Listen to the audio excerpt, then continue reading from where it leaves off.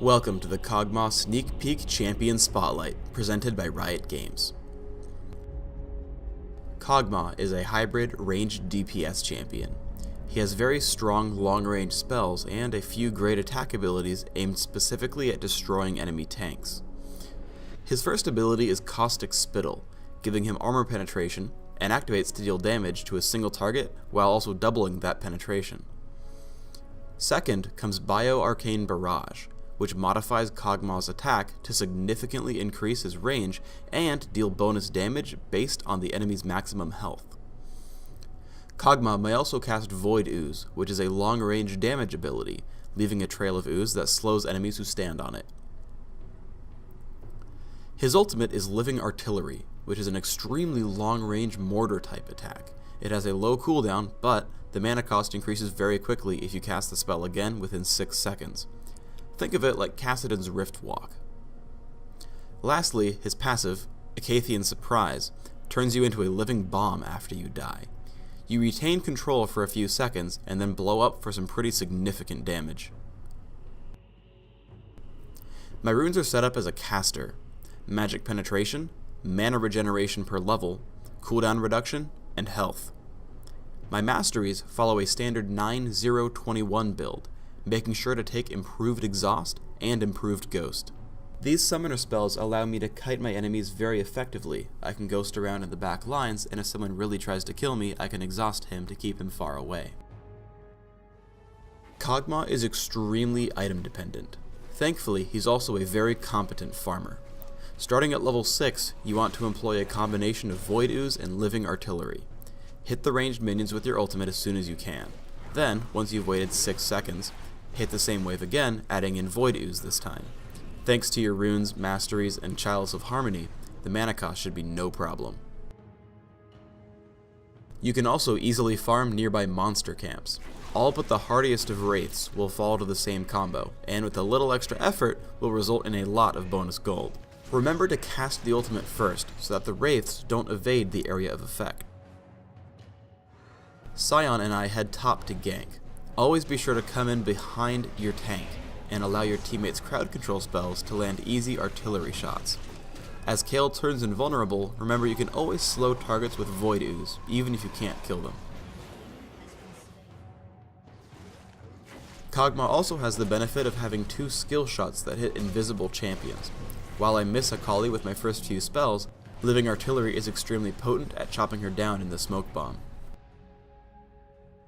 I believe Kog'Maw should be played as a hybrid for a couple of reasons. His cooldowns are a little bit too long to be played as a more standard caster like Annie. Also, his range is so short on his basic attacks that I feel very unsafe as a standard physical DPS. But if you play him as a hybrid, you get a lot of attack speed from Ginsu's Rageblade and Nashor's Tooth, which makes Bio-Arcane Barrage extremely potent, while cooldown reduction and ability power make Living Artillery extremely deadly. Living Artillery is one of Kog'Maw's most interesting abilities. Because it has such a long range and because it reveals the area it targets, you should always try to scout or harass jungling enemies. As part of this video, I wanted to show you some safe scouting locations on Summoner's Rift. Note that a very tiny area in the center is revealed right when you cast the spell, and then once the artillery lands, everything struck is revealed for a few seconds. From either team in mid, a quick stroll to the right lets you spot Purple Team's Golem. Next, Purple Team's Lizard. This should be a pretty safe location to shoot from.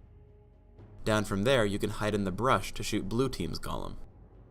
Right at the connection to the river, Blue's Lizard is an easy shot. The dragon on Summoner's Rift is an extremely important objective. Shooting here as Blue Team will wake up and reveal the dragon. Alternatively, or as Purple Team, this brush provides some cover to scout dragon as well.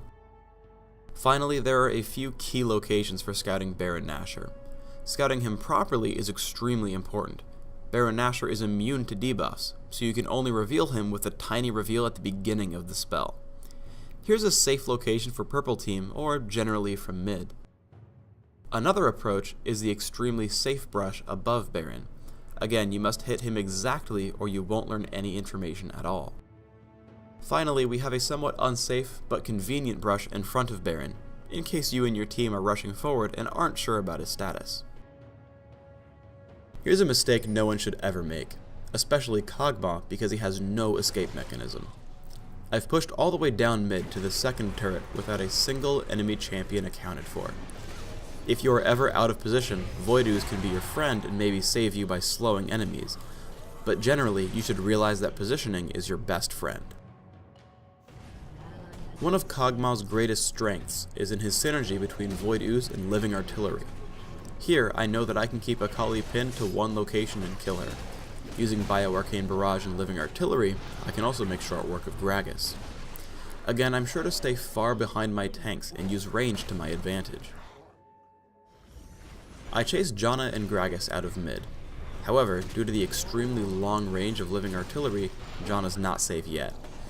I force her to turn around with one shot, but she realizes she can't win a fight against me and tries to leave. Void Ooze, Living Artillery, and Bioarcane Barrage break through her shield and over 900 health. Afterwards, their Gragas gets clumsy and succumbs to Caustic Spittle. Normally, I don't use the ability much because I love abusing Kog'Maw's long range, but in this case, I clearly have no choice. Once again, I want to show the virtues of Living Artillery. Because of its short 1-second delay and extreme range, your opponents will often have to juke the shot before they even see it. Kayle didn't have a choice, as she could only juke up and into our Gragas. I think Akali just didn't realize how far I could really shoot. Thanks for tuning in to the Kog'Maw Champion Spotlight. Get out there and get hungry, because it's feeding time!